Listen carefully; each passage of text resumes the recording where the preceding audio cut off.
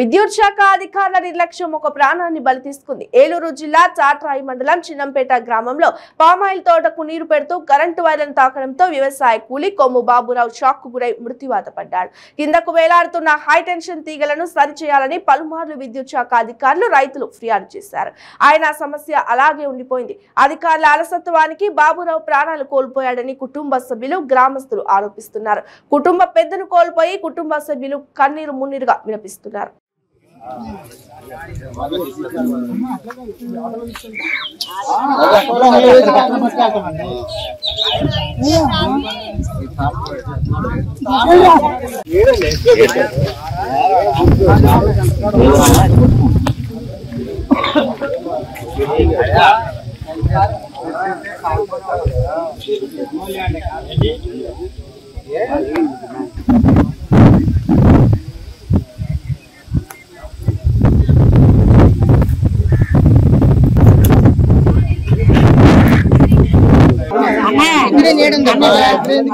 మచ్చలంటే